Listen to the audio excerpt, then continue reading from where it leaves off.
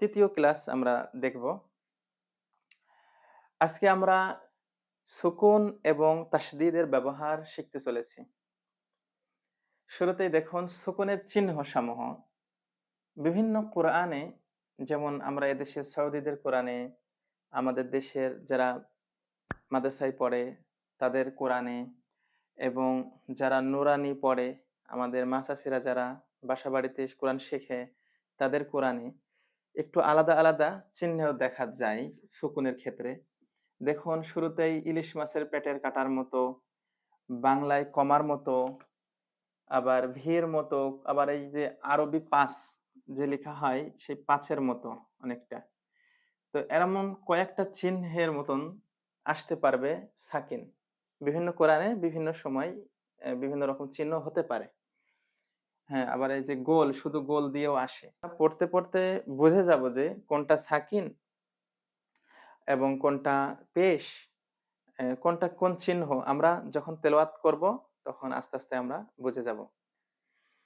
প্রিয় বন্ধুরা, আসুন আমরা সাকিনের ব্যবহারটা বোঝার চেষ্টা করি। তাহলে ইলিশ মাছের পেটের কাটার মতন, এইটা হচ্ছে আসল রূপ সুকুনের। ইলিশ মাছের পেটের কাটার মতন সুকুন দেখা যায়।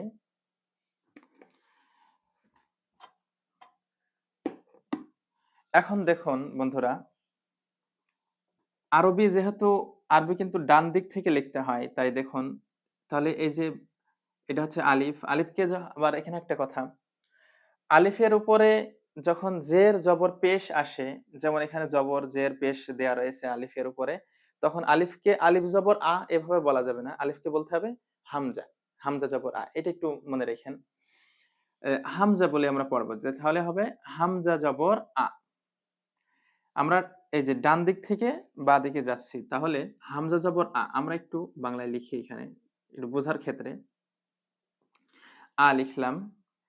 এখন এই যে বা অক্ষর, বা অক্ষরটা যদি আমরা বাংলায় লিখি তাহলে কি হবে? বয়াকারে বা। আমরা এই আকারটা নেব না, আমরা শুধু এই ব অক্ষরটাকে নেব। মেন মেন যে অক্ষর আছে বা, এই বা অক্ষরটাকে আমরা এই আর সাথে যোগ করব।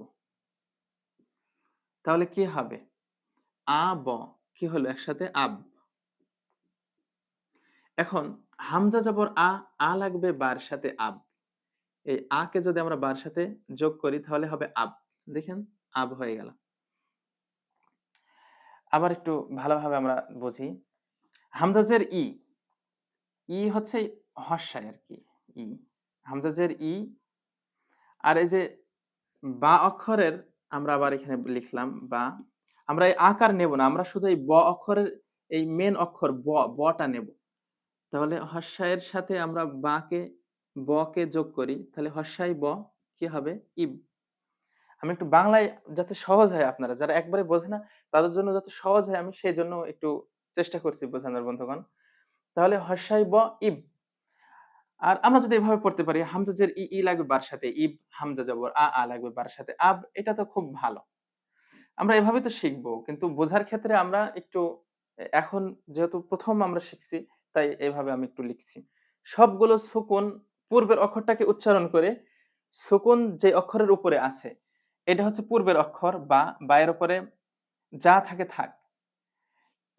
এই অক্ষরটাকে উচ্চারণ করে সুকুনওয়ালা অক্ষরের সাথে যোগ করতে হয়। এটাই হচ্ছে সুকুনের নিয়ম, যে সুকুন যে অক্ষরে থাকবে তার পূর্বের অক্ষরকে উচ্চারণ করে সুকুনের সাথে যোগ করতে হয়, সুকুনওয়ালা অক্ষরের সাথে। এইভাবে করে আমাদেরকে এই জবর দিয়ে, জের দিয়ে এবং এখানে পেশ দিয়ে সুকুনের ব্যবহার ব্যাপকভাবে এখানে দেওয়া আছে।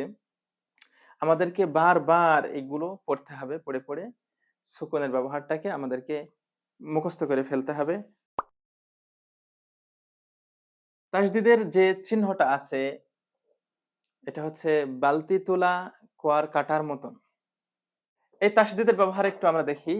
সুকুন এবং তাসদিদের ব্যবহার জানিও একই রকম হয়, পার্থক্য হচ্ছে তাসদিদের অক্ষরে অতিরিক্ত একটি হারকাত হয়। হারকাত মানে কি? জের জবর পেশ যে কোনো একটা হবে তাসদিদের অক্ষরে। সুকুন যখন হচ্ছিল, সুকুনের সময় আমরা এভাবে দেখছিলাম যে হামজা জবর আ, আ লাগবে বার সাথে আব।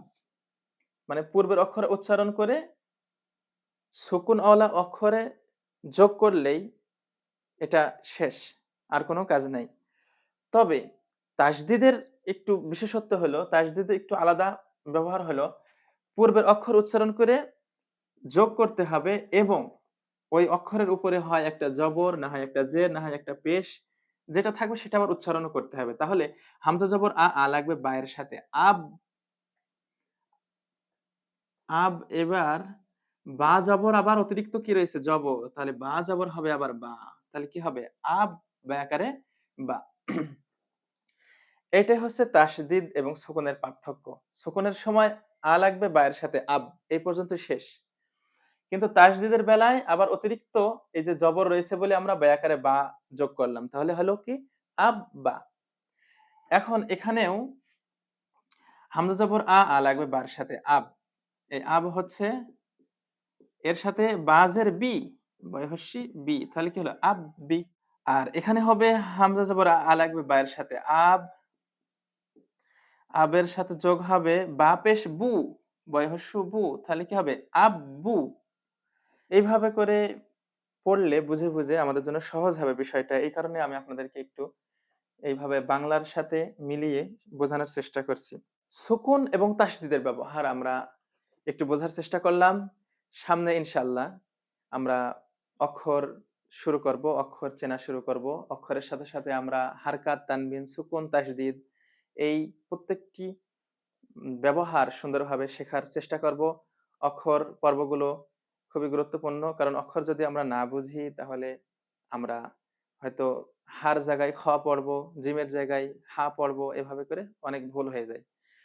তাহলে বন্ধুরা, সকলে ভালো থাকবেন, সুস্থ থাকবেন। দেখা হবে পরবর্তী ক্লাসে। মা আসসালামা।